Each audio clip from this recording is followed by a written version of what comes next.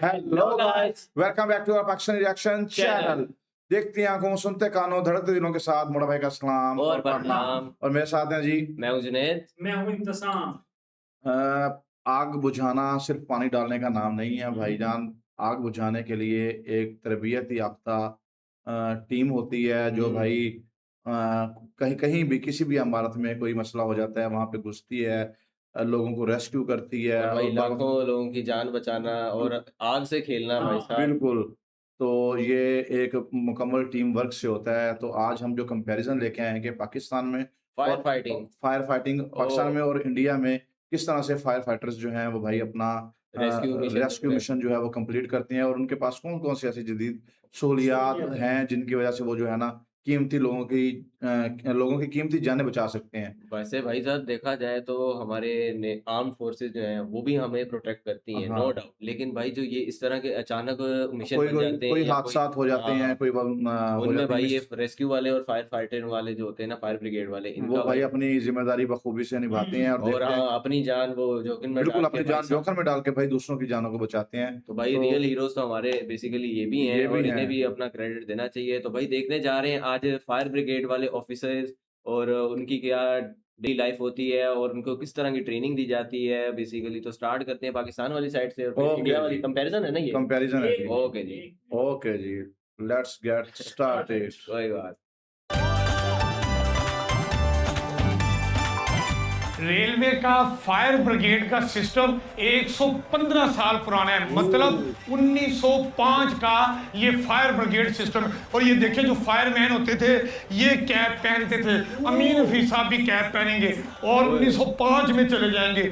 और ये जो होता है ये इनका ये तो निकल ही नहीं रहा। मैं समझ रहा था कि शायद मैं हाथ से पकड़ सकता हूँ, लेकिन मुझे बताया गया कि अगर मैं ऊंचा करूँ तो ये बाहर आ सकता है। आ गया और ये फायर से यूं पानी फेंका जाता था। ये अमीन हफीज साहब भी आपको बता रहे हैं। लेकिन रेलवे का इतना बड़ा नेटवर्क है, कहाँ इमरजेंसी हुई है, कहाँ पे आग लगी है, वो सिस्टम क्या है हम आपको वो भी बताते हैं कि अगर किसी जगह पर फायर ब्रिगेड को बुलाने के लिए आग लगी है तो उसका ये स्विच जो है यहाँ पर उस नंबर का ऑन हो जाता था। तो हम देखते हैं कि अभी हाँ ये देखे आपने ये 28 नंबर पॉइंट पे कोई आग लगी है और ये घंटियां भी बज रही हैं। तो अमीन हफीज साहब को बुलाया गया है। अमीन हफीज आप फौरी तौर पर वहां पर पहुंचेंगे। ये देखें बाकी दोस्तों को मैं कैसे बुलाता हूं वो भी तरीका आपको बताते हैं। तो दीगर दोस्तों को बुलाने के लिए फायर ब्रिगेड के लोग क्या करते हैं, अमीन हफीज साहब एक मिनट ठहरेंगी, आप नहीं बजाएंगे। अमीन हफीज साहब जब आग लगती है वो पॉइंट ऑन होता है तो फायर ब्रिगेड अपने बाकी साथियों को बुलाने के लिए घंटी बजाता है।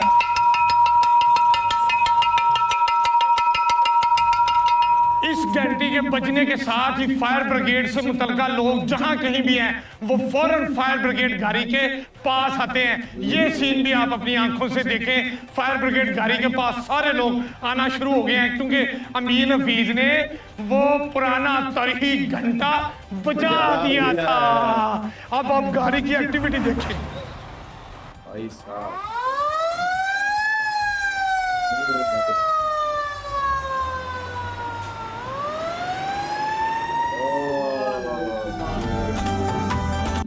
ओके जी, ये इस तरह से भाई साहब की जाती है।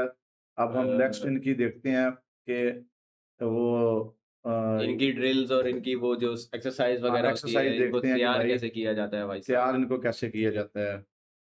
ये जी इनकी रिहर्सल होती है। ये पाकिस्तानी साइड है।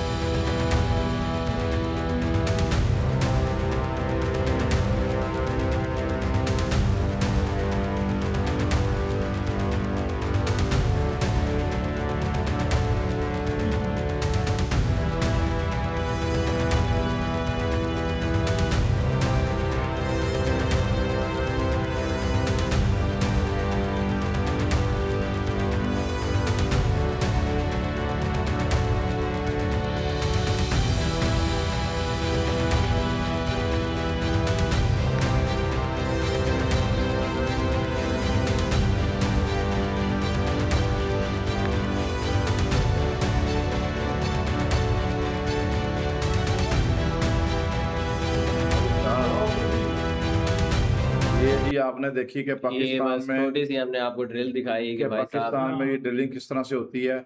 और अब हम चलते हैं जी इंडिया की तरफ और देखते हैं जी वहाँ पे ये सिस्टम कैसे वर्क करता है। ओके, चलते हैं जी इंडिया की तरफ। ये मेरे ख्याल मुंबई का है ना? मुंबई का है ये? हाँ जी। an emergency, we ji respond ये within मुंबई का है जी, fire fighters of Mumbai. 1 minute and we try to do our best effort at the scene of incident. ओ भाई साहब, They are the firefighters of Mumbai. यार इनकी तो बसेस भी वो लग रही हैं futuristic. Hi, thanks for having us here. Welcome, Milinji. Thank you. This is Mumbai Fire Brigade, Bhaikara headquarters. I will show you how this is happening. Thank you.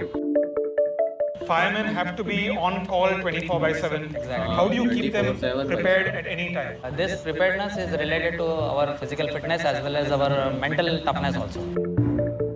And is your training in Mumbai, is it at par with or better than the training of different fire departments in other parts of the country, in other parts of the world? We are best in the India. Makes us feel very safe and secure. Exactly. We have taken participation in the world's toughest firefighter alive. That is a very prestigious title. And there also we were the first to have completed those events within a stipulated time from India. Wow. The breathing apparatus, Yeah. the training around that. Why is that so important? I'll like to show you the breathing apparatus. Sure. And do you wear a suit with this as well? Yeah. We have to wear the protective suit along with that. Protective suit. And we have got a very good training center in Vadala, especially for ये this breathing हमारे पास apparatus. तो नहीं था कि हमारे पास ऐसा oxygen वाला system तो नहीं था कि भाई जहाँ पे जाना हो अंदर तो हमारे वाले इन्होंने तो भाई मतलब कि जो फायर फाइटर्स हैं या रेस्क्यू जो करने वाले रेस्क्यूअर है उसको भी भाई उसको साहब भी भाई उसकी सेफ्टी का प्रोटेक्ट करने के लिए भाई बिल्कुल पूरा उसकी इंतजाम safety So a scenario is created where there is a fire and smoke is there, darkness without light. So how you go through the tunnels, how different ladders are there or something has fallen. So how you take your way out from that thing.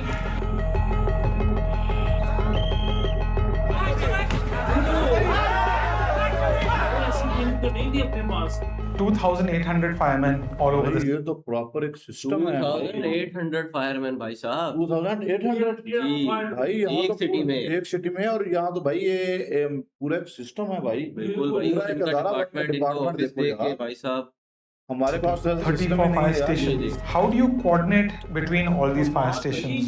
We have 261 vehicles. Every vehicle is fitted with a GPS tracker, and there is a mobile data tracker where whenever they are pushing a call to the particular fire station, their MDT will get an address and the map of their location. क्या बात है When you are deploying a vehicle, how do you know how fast that vehicle will reach its response time based on actual traffic patterns? If I see that this particular vehicle will take a lot of time to respond over there, then I can deploy another fire station asset also over there, wherein Which the might be response from a different zone. Yeah, it यार might- सुना आपने जी जी कि अगर तो traffic की वजह से इनकी गाड़ी कहीं फंस गई है तो ये दूसरे स्टेशन पे कॉल करके भाई उधर रिस्पॉन्स करने के लिए ऑर्डर देते हैं बिल्कुल बड़ी भाई। बात है Might from be the different zone, but get there probably there is faster. no traffic over there. Right. और मुंबई की फायर ब्रिगेड की अलग चुनौतियां हैं जो दूसरे शहरों में नहीं है। बॉम्बे में ऐसा है कि गाड़ी यहाँ पे हम लोग निकलते हैं ना उस टाइम इतना ट्रैफिक का प्रॉब्लम हो रहा है ना ऐसा अभी गाड़ी अंदर उधर जाके पहुँचने का बहुत मुश्किल हो रहा है Whenever we go for the inspection, 80% of the building are non-compliant. Then we have to give them a notice. Then they produce everything, they comply. They really neglect whole issue. People think that we are having ladders which can reach up to any floors and they will rescue them. Right. और helicopters with Helicopters and all these things. But we are having a maximum of 90 meters. भाई पढ़ा लिखा और train staff है यहाँ पे देखा है आपने उनकी लैंग्वेज उनके बात उनके बात करने का तरीका उनकी body language body language Of special appliances ladder which can go up to 25 floors. But beyond that, it depends on the firefighting system of the building. 20 साल पहले इतनी ज्यादा हाई राइज बिल्डिंगें नहीं थी आज तो है 100 मले की बिल्डिंगें बन गई हैं हाई राइज के ऊपर जब हो गया तो हम वहां तक पहुंचना वहां तक पूरे स्ट्रेंथ के साथ पहुंचना कॉल करना जरा सा मुश्किल पड़ता है जब हम लोग वहां पहुंच भी गए हाई राइज बिल्डिंग पे तो वहां गाड़ी लगाने के लिए जगह नहीं है ऑलरेडी इतने व्हीकल्स उनके हैं तो ये सबसे बड़ी समस्या है बात तो सही है फायरमैन फायर वुमेन को जो बढ़ावा मिलनी चाहिए प्रोत्साहन मिलनी चाहिए शासन से और समाज से आपको लगता है कि मिलता है?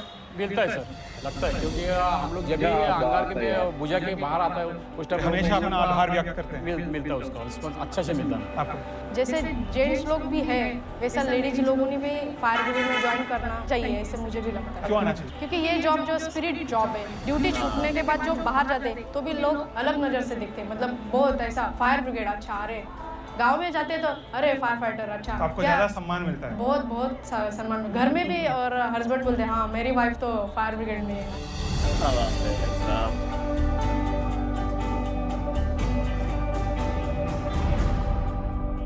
आम नागरिक किस प्रकार से आपके जो काम है उसमें मदद कर सके? सब आम आदमी ने ऐसा सोचना बनता है कि बाबा ऐसा कुछ दुर्घटना हो गया, कम से कम फायर ब्रिगेड और एम्बुलेंस कम से कम आना मांगता है, इतना तो कम से कम जगह रखना वो लोगों ने सोचना मांगता है।